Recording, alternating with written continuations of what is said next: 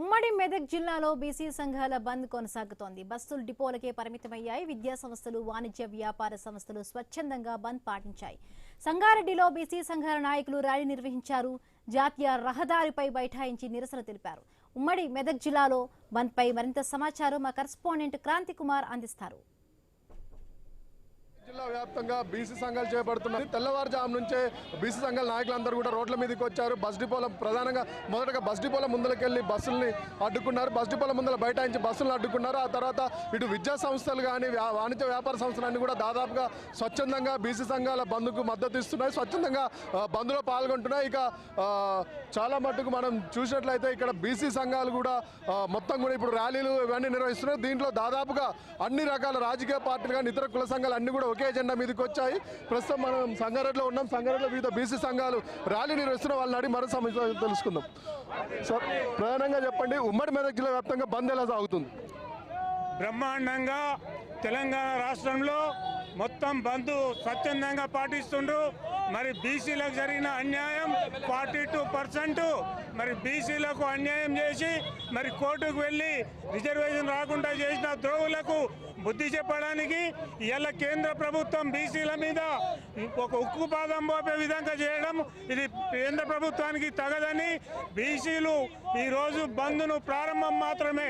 గల్లీ నుంచి ఢిల్లీ దాకా పార్లమెంట్ను ముట్టడించి కూడా మేము సాధించుకోవడానికి మేము బీసీలంతా ఏకమై అగ్నిగుండంగా మారే పరిస్థితి రాకముందే 42% రిజర్వేషన్ అమలు చేయాలని పార్లమెంట్ సభ్యులకు మన ప్రధానమంత్రి నరేంద్ర మోడీకి మేము విజ్ఞప్తి చేస్తా ఉన్నాము.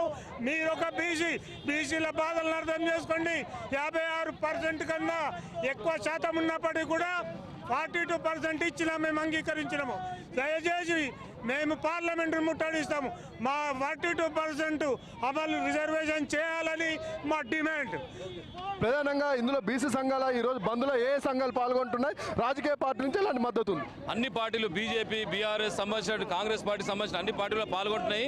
కానీ ఒక విచిత్రం ఏంటంటే ఈ 9th షెడ్యూల్ కేంద్ర ప్రభుత్వం ఏదైతే ఉన్నదో 9th షెడ్యూల్ ఏదైతే మన బీసీలకు సంబంధించిన దాన్ని పెడితే ఇది సమస్యనే ఉండదు. కానీ ఆ సమస్యను ఎందుకు జట్లం చేస్తున్నారని ఎవరికి అర్థమైతే లేదు. బీసీలకు అందరం ఎక్కిస్తామంట గల అంధపాదాలను దొక్కేటువంటి ప్రయత్నం చేస్తున్నారు. వాళ్ళకి మాత్రం ఖబర్దారు చెప్తున్నాము. ఎవరికి వ్యతిరేకంగా అగ్రవర్ణాల్లో కూడా పేదల వాళ్ళకు కూడా మేము సానుకూలమే. కానీ మేమెంత మాకంత అనేటువంటి దాని మీద ఓ శాస్త్రీయబద్ధంగా ఒక సామాజిక న్యాయంగా మేము అడుగుతున్నాం తప్ప కానీ ఇంతేం గుంతేమో కోరికలు అడుగుతలేమనేటువంటి విషయాన్ని కూడా తెలియజేసుకుంటున్నాం. ప్రధానంగా ఈరోజు బంద్కు పిలుపునిచ్చారు. అసలు బీసీ రిజర్వేషన్లలో ఎవరు కారణం అంటారు? ఈ బీసీలకి కామారెడ్డి డిక్లరేషన్ అమలు కాకపోవడానికి దీంట్లో ఎవరి పాత్ర ఉందని?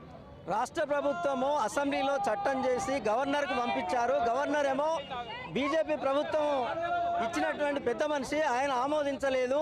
ఇది సాంకేతిక కారణాల వల్ల అడ్డుపడుతున్న వాళ్ళు ఒక ఆధిపత్య వర్గమైనటువంటి వాళ్ళు కనుక దీన్ని క్లియర్ చేయవలసింది కేంద్ర ప్రభుత్వం మాత్రమే. చట్టం చేయడం ద్వారా 9th షెడ్యూల్లో పెట్టి తెలంగాణలో ఉన్నటువంటి 42% రిజర్వేషన్ను ఆమోదించాలని చెప్పి కేంద్ర ప్రభుత్వం డిమాండ్ చేస్తా ఉన్నాం. ఇప్పుడు ఈరోజు బంద్తో ప్రారంభమైంది. మీ కార్యాచరణ ఎలా ఉండబోతుంది?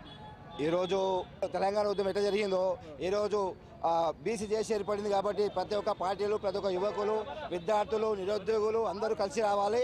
రాబోయే రోజు వంట మార్పు కానీ ఏదైతే జేసీ పిలుపు మేరకు అందరూ కూడా టీజేసీ టీఆర్పీ తెలంగాణ అధికార పార్టీ మద్దతు ఇస్తుంది.